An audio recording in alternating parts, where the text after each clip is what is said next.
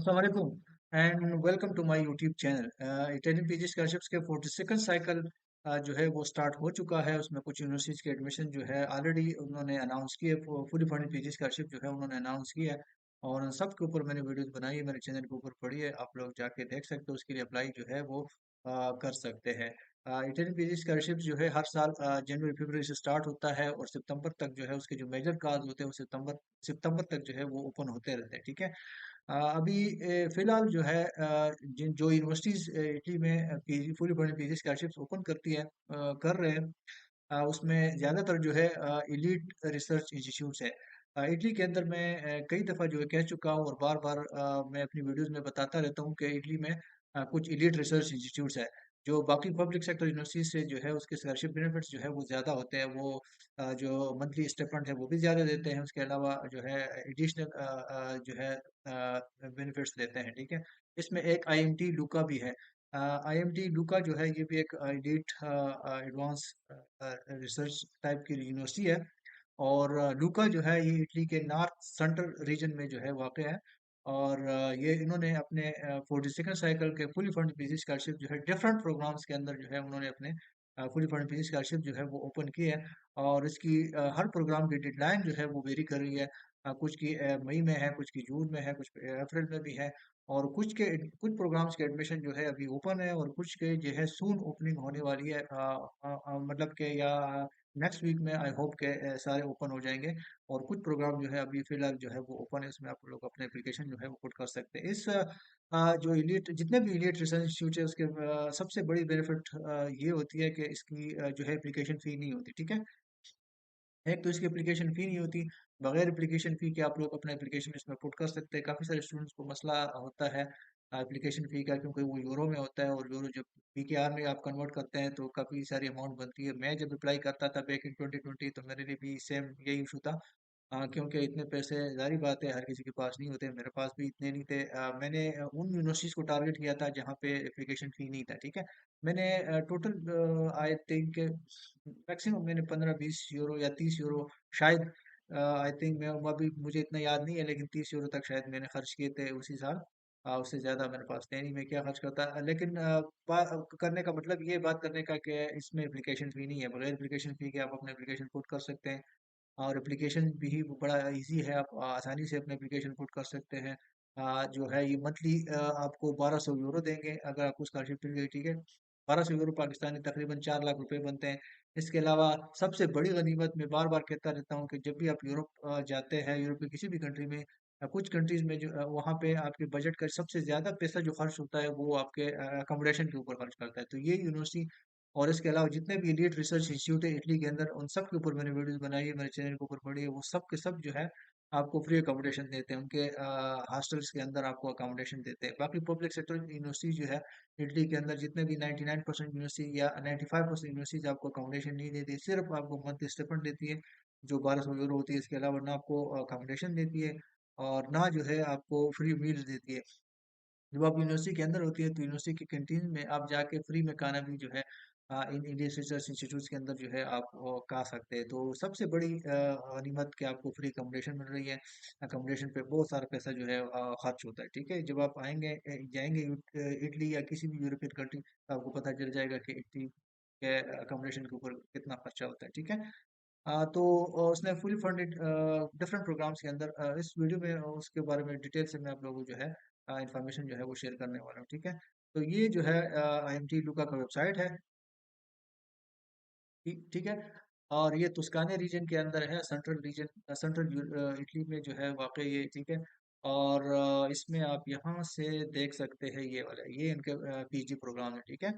Cultural system admission 2026, तो call for application 2026 और 2027 का जो है ये ऊपर है। जो 2025 2026 का है वो क्लोज हो चुका है। और ये नेशनल पीएचडी प्रोग्राम इन साइबर सिक्योरिटी एडमिशंस ये क्लोज है, लेकिन जो इसका 42nd साइकिल है वो जल्दी जो है वो ओपन होने वाला है। ठीक है। इसके अलावा इस तरह जो है economics analytics and decision sciences ये जो है ये ओपन है। ठीक है। और ये जो है mind brain and human thought admission ये जो है ये ओपनिंग सून। ठीक है। तो I am sure, I am very hopeful के ये जो है नेक्स्ट वीक ये ओपन हो जाएंगे। ठीक है। ये वाला भी जो है क्लोज है 25-26 का, और 26-27 का जो है ये जल्दी ओपन हो जाएगा, ठीक है। आई होप के नेक्स्ट वीक ये ओपन हो जाएगा। इसी तरह यहाँ पे सिस्टम साइंसेस एडमिशन जो है ये भी ओपनिंग सून है, तो ये भी अगले वीक जो है वो ओपन हो जाएगा। तो इस वीडियो में मैं आप लोगों के साथ जो है डिटेल में कि इसकी रिक्वायरमेंट क्या है, इसकी वैल्यूएशन क्राइटेरिया क्या है, उसमें आप एप्लीकेशन कैसे पुट करेंगे उसका, मैं आप लोगों को एक एक एक एग्जांपल लेके, मतलब इकोनॉमिक्स एनालिटिक्स एक पीजी प्रोग्राम जो है इसको मैं जो है अलग एक एक ओपन अलग उसमें ओपन करता हूँ, ठीक है। और मैं आप लोगों के साथ इसका डिटेल जो है वो शेयर करता हूँ, ठीक है। ये उसकी एप्लीकेशन फॉर्म के ऊपर मैं क्लिक करता हूँ, और बल्कि उसकी कॉल जो है कॉल पीका पीका के थ्रू जो है आप इसके लिए अपने एप्लीकेशन पुट कर सकते हैं। मैं पीका के ऊपर एक अलग डिटेल वीडियो बनाऊंगा, क्योंकि पीका के थ्रू आप इटली के अंदर जितनी भी यूनिवर्सिटीज है उन सब के लिए आप पीका के थ्रू अपने लिए एप्लीकेशन जो है वो पुट कर सकते हैं। तो उसके ऊपर मैं फिर कभी जो है एक डिटेल वीडियो बनाऊंगा कि आप लोग पीका के थ्रू जो है कैसे इटालियन पीजी या इटालियन यूनिवर्सिटीज के अंदर एप्लीकेशन अपना पुट कर सकते हैं, ठीक हो गया। और यहाँ पे जो है आप लोग ने इस कॉल फॉर एप्लीकेशन के ऊपर क्लिक करना है, और ये देखें ये अप टू 4 इयर्स का, ऐसे ये 3 साल का है, लेकिन अगर आपको जरूरत पड़ी तो आपको 1 साल एक्सटेंशन भी दे सकते हो, और एक्सटेंशन हमेशा आपके लिए इटली में और यूरोप में अच्छा होता है, ठीक हो गया। मैं उसकी डिटेल में नहीं जाना चाह रहा, लेकिन इसकी डेडलाइन जो है ये देखिए 24 फरवरी को ये ओपन हो गया है, और 3 जून जो है उसकी डेडलाइन है, ठीक है। मैंने कॉल फॉर एप्लीकेशन जो है इसके ऊपर क्लिक कर दिया, और यहाँ पे आके एडमिशन रिक्वायरमेंट को मैं देख लेता हूँ, ठीक है। एडमिशन रिक्वायरमेंट जनरल, जो उनकी जनरल रिक्वायरमेंट होती है वो तो आपकी जो है जो जो मास्टर की डिग्री है, फिर जिसे हम पाकिस्तान में बोलते हैं, इंडिया बांग्लादेश में, ठीक है, वो उसकी रिक्वायरमेंट है। और knowledge of English is required, और उसका मतलब ये नहीं है कि आपके पास जो है स्टैंडर्ड इंग्लिश टेस्ट के सर्टिफिकेट होने चाहिए जो आईएलटीएस से टफल एपीटी है, नहीं। आप किसी भी तरीके से आप उनको ये बता दें कि जो है यहाँ पे आप देख सकते हैं, it will be sufficient to self certify your level of knowledge by selecting one of the levels provided in that, ठीक है। As all lessons are in English, certification to prove this are not necessary, ठीक है। जरूरी नहीं है, it will be sufficient to self certify. तो आप जो है इंग्लिश प्रोफेशनल सर्टिफिकेट के बेस पे आप उसके लिए अप्लाई जो है वो कर सकते हैं, ठीक हो गया। और जो रिजल्ट अवेटिंग स्टूडेंट्स है वो भी इसके लिए जो है अपना एप्लीकेशन पुट कर सकते हैं, ठीक है। जो स्टूडेंट जिनको डिग्री जो है अक्टूबर 31 तक वो अपनी डिग्री जो है ले सकते हैं मास्टर की, एमफिल की, तो वो इसके लिए फिर एप्लीकेशन जो है वो पुट कर सकते हैं, ठीक है। एप्लीकेशन फॉर एडमिशन वो आप लोगों को मैंने बताया कि वो आप उसके थ्रू कर सकते हैं, जो पीका है, पीका के थ्रू जो है आप उसके लिए एप्लीकेशन पुट कर सकते हैं, ठीक है। और इसकी जो ये उनकी कॉज है, programme in economics analytics and decision sciences 2026 और 2027 की कॉज है, ठीक है। इसको थोड़ा सा पढ़ लेते हैं, क्योंकि ये इम्पोर्टेंट है, इसमें काफ़ी सारी इम्पोर्टेंट इंफॉर्मेशन होती है। ये देखिए 3 साल का प्रोग्राम है, लेकिन 1 साल की एक्सटेंशन जो है इसमें मिलती है, ठीक है। टोटल 6 पोजीशन है इसमें, 5 जो है आईएमटी लूका जो है उसको फंड कर रही है, और एक जो है किसी प्रोजेक्ट के थ्रू जो है आप, और इसकी जो स्कॉलरशिप है ग्रास पर ईयर वो 16,243 इसमें जो है वैसे तो ये मंथली 1200 यूरो से ज़्यादा बनती है, लेकिन आपको अकाउंट में जो आती है, जो आउट टैक्स डिडक्शन के बाद जो आपके अकाउंट में आती है वो 1200 यूरो बनती है, ठीक है। बाकी आप सोशल सिक्योरिटी कंट्रीब्यूशन में जाते हैं, जो बाद में आप उसको यूज़ कर सकते हैं। और all PG students admitted are exempted from paying tuition fee, आप लोगों की कोई ट्यूशन फी नहीं होगी। आप लोग सिर्फ जो है रीजनल टैक्स पे करेंगे सालाना, वो जो कि 140 यूरो होता है, ठीक है। साल पर ईयर 140 यूरो आप लोगों ने पे करना है। ये रीजनल टैक्स होता है, ये हर जगह हर रीजन में होता है, और हर किसी ने पे करना होता है। मैंने भी 3 साल 160 यूरो 156 यूरो जो है 3 साल पे किए थे, ठीक हो गया। और all PG students are offered free meal, ये देखिए लंच एंड डिनर आपको यूनिवर्सिटी की कैंटीन में फ्री मिलेंगे at the on campus canteen. All PG students are provided with free accommodation, ठीक है। ये बहुत बड़ी गनीमत है, क्योंकि जैसे मैंने आप लोगों को बताया कि यूरोप में अकोमोडेशन जो है बहुत महंगी होती है, और उस पर अच्छा खासा आप लोगों का पैसा खर्च होता है। तो अगर ये आपको फ्री दे रहे हैं तो आपको बड़ी गनीमत समझ, ठीक हो गया। बाकी इसकी रिक्वायरमेंट जो है 31, ये जो है उनके लिए है जो रिजल्ट अवेटिंग स्टूडेंट है, जिनकी डिग्री अभी कंप्लीट नहीं हुई, ठीक है। हर वो स्टूडेंट अटेंड पीजी सेल्सियस से 42nd साइकिल में एडमिशन ले सकते हैं। जिसकी डिग्री जो है वो अगस्त सितंबर या अक्टूबर में कंप्लीट हो रही है। अगर अगर किसी भी स्टूडेंट्स की सितंबर अक्टूबर तक एडमिशन सॉरी डिग्री कंप्लीट हो रही है तो वो मेरी सजेशन है उनके लिए, इन सब के लिए, कि वो 10 PG सेकंड साइकिल में जो है पार्टिसिपेट करे और उसके जो स्कॉलरशिप है उसके लिए एप्लीकेशन अपना पुट करे। ठीक है। 3 जून जो है उसकी डेडलाइन है। और ये जब आप एप्लीकेशन पुट करेंगे तो ये जो है बेसिक डिटेल्स है, इंफॉर्मेशन है, ये आप लोगों ने प्रोवाइड करनी है। बाकी जो काम वाली चीज़ें हो ये है, अटैचमेंट जो कंपलसरी है और जो आप लोगों ने एप्लीकेशन में सबमिट करनी है। ठीक है। कापी ऑफ नेशनल आईडी का, आप पासपोर्ट, आप लोगों ने एक पासपोर्ट आप लोगों को चाहिए होता है जो आप लोगों ने एप्लीकेशन के दौरान सबमिट करनी है। सीवी आप लोगों ने जो है यूरो पास कोशिश करें कि यूरो पास फॉर्मेट में सीवी बनाएं और यूरो पास फॉर्मेट में जो है आप अपलोड करें। इसके अलावा जो है एजुकेशन, ये इसमें आपसे जो है मास्टर की डिग्री जो आपकी होती है, जो उसकी ऑफिशियल ट्रांसक्रिप्ट और उसकी जो डिग्री होती है वो आप लोगों ने अपलोड करनी है। और वो जो है इंग्लिश में होनी चाहिए, इटालियन में होनी चाहिए। ठीक है। एकेडमिक ट्रांसक्रिप्ट वो आप लोगों ने अपलोड करनी है, और रिसर्च स्टेटमेंट। ठीक है। ये आप लोगों का एक की डॉक्यूमेंट होता है, याद रखें। किसी भी पेजेस का शिफ्ट के लिए जब आप अप्लाई करते हो उसमें जो रिसर्च स्टेटमेंट या छोटा सा प्रपोजल 5-6 पेजेस का वो जो है वो मैंडेटरी होता है। हर यूनिवर्सिटी में मैंडेटरी होता है और हर प्रोग्राम के लिए मैंडेटरी होता है। ठीक है। और उसमें आपसे कोई लंबा चौड़ा प्रपोजल नहीं चाहिए होता है, और कोई डिटेल इतनी नहीं, लेकिन एक अच्छा सा आइडिया के बेस पे आप 5-6 पेज रिसर्च स्टेटमेंट लिखे या छोटा सा प्रपोजल लिखे तो वो मैंडेटरी होता है, और आप लोगों ने हर सूरत में अपलोड करना होता है। उसके बगैर आपका एप्लीकेशन इनकम्प्लीट होता है। और वो जो है वो जो सिलेक्शन बोर्ड होता है, कमेटी होती है, वो उसको कंसिडर ही नहीं करेंगे। ठीक है। तो आप लोगों ने जो है रिसर्च स्टेटमेंट जब प्रपोजल जो है वो हर सूरत में जो है वो प्रोवाइड करना है। तो ये यूनिवर्सिटी एमटीयू का जो है उसकी लिमिट रख रहा है 10,000 कैरेक्टर्स है। ठीक है। ये कैरेक्टर्स है, ये वर्ड्स नहीं है। कुछ स्टूडेंट को इसकी भी समझ नहीं आती। ठीक है। ये वर्ड्स नहीं है, ये कैरेक्टर्स है।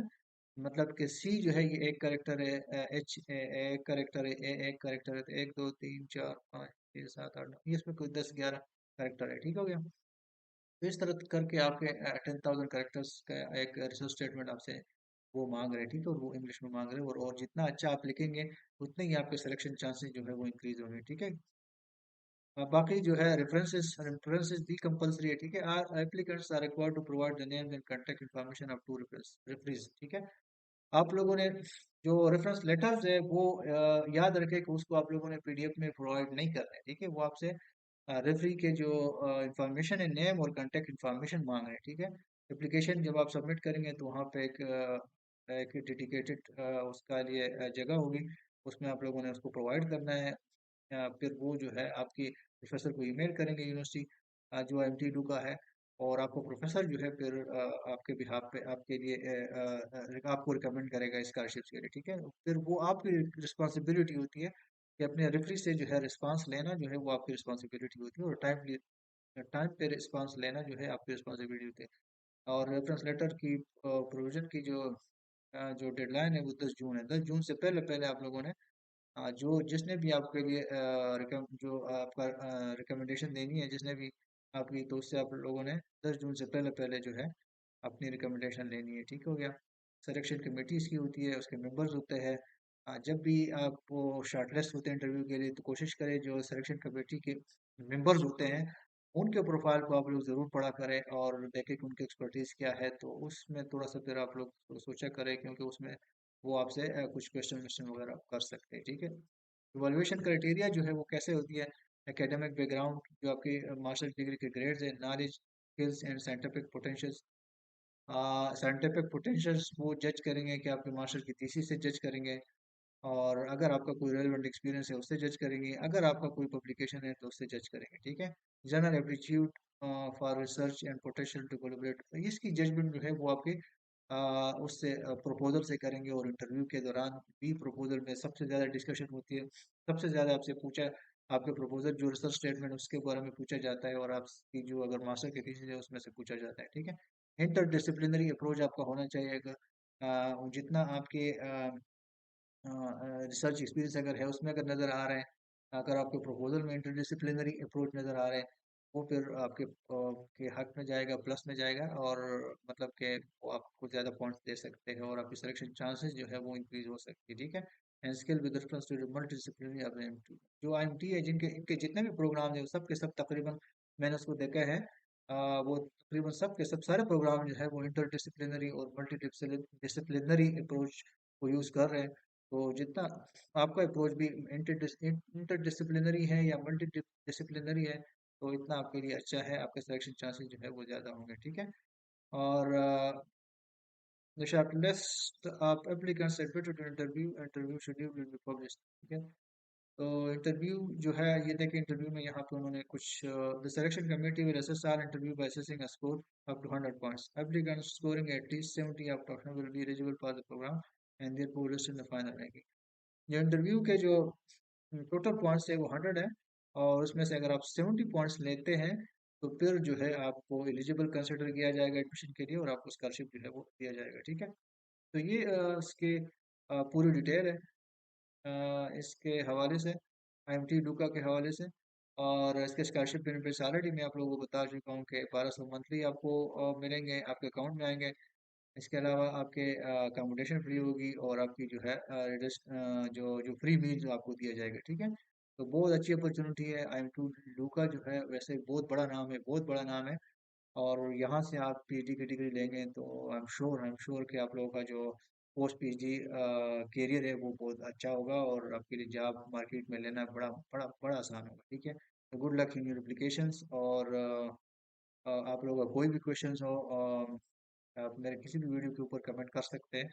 और इसके अलावा मैं अक्सर जो है अपने यूट्यूब चैनल से लाइव आता हूँ, और स्टूडेंट को स्कॉलरशिप के हवाले से जो है वो गाइड करता हूँ, क्योंकि मैं खुद जो है 80 से PhD हूँ, और वहाँ पे 2 साल as a post doc researcher भी काम कर चुका हूँ, ठीक है। तो गुड लक इन एप्लीकेशंस। और चैनल को लाइक करें, सब्सक्राइब करें, कमेंट करें, और अपने नेटवर्क में शेयर करना जो है वो नो बड़ी। Thank you so much, and again good luck in your